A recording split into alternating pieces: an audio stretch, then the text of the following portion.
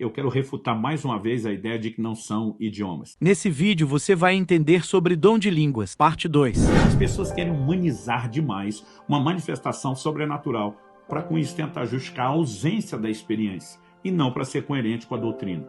Mas eu creio que muita confusão vem do fato da gente não distinguir os diferentes tipos. E eu quero chamar a sua atenção para isso. As pessoas pegam o assunto do falar em línguas e elas fazem uma mistura, como se fosse uma massa para produzir o bolo. Joga lá a farinha, joga o ovo, joga o óleo, leva tudo para a batedeira e trata de uma coisa só, porque a massa que vai para o forno tem que ser uma coisa só, mistura de tudo. Quando nós falamos de esportes, por exemplo, nós temos esportes que são praticados com bola. É diferente dos demais que são sem. Desses esportes com bola, nós temos vários que o uso dela é feito com as mãos. Mas você tem, por exemplo, só a título de exemplo, falar de 3. Você tem o basquetebol, você tem o voleibol e você tem o handebol. Os 3 são esportes, os 3 usam bola, os 3 se jogam com as mãos. A pergunta é, eles têm as mesmas regras e são o mesmo esporte? Não. Não é porque são esporte, porque usa a bola, porque joga com a mão, que nós vamos definir como a mesma coisa.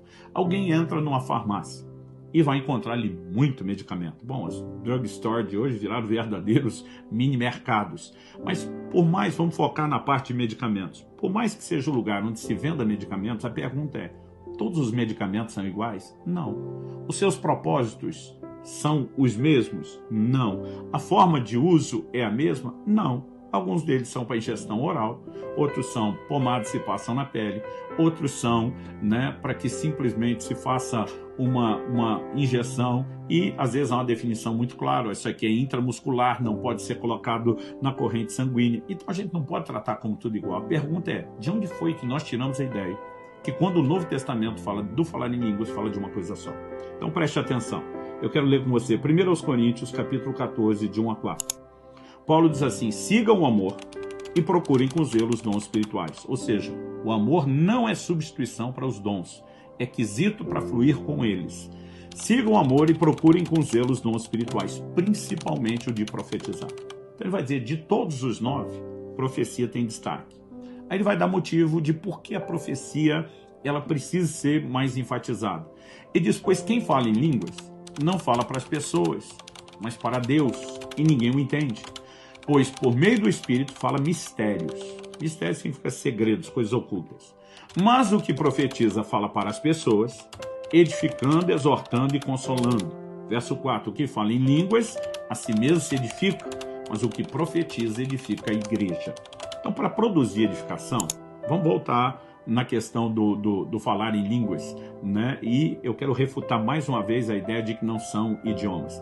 Assim como quem profetiza fala por meio do Espírito Santo, e é só por isso que ele consegue edificar a igreja, como é que o que fala em língua se edifica? Você está falando só algo natural, E não existe nenhuma manifestação sobrenatural nisso.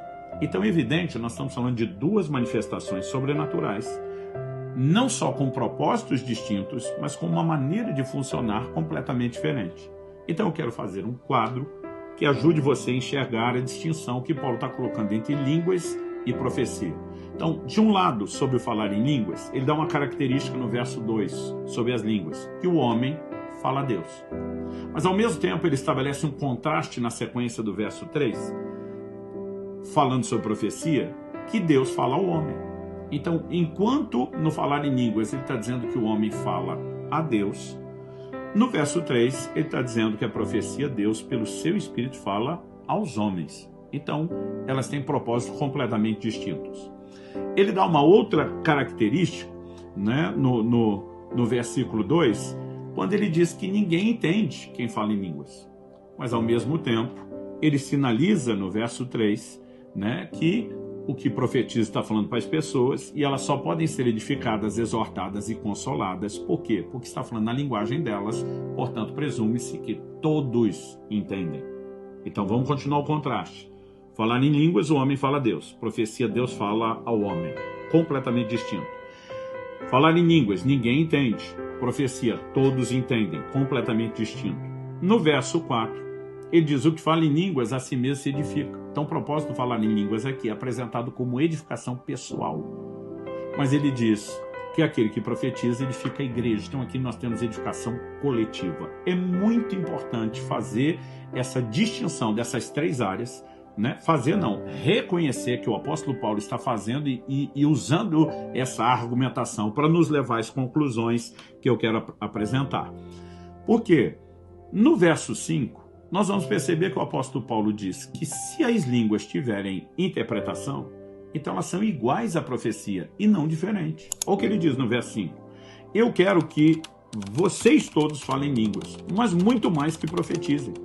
Pois quem profetiza é superior ao que fala em línguas, a não ser que as interprete, para que a igreja receba edificação. Aqui a superioridade do dom tem muito mais a ver com o alcance, estrategicamente falando. Ele está dizendo que o que fala em línguas edifica só a si mesmo e mais ninguém. Mas quem profetiza edifica toda a igreja. Ele diz, a menos... Salve e curta para a parte 3.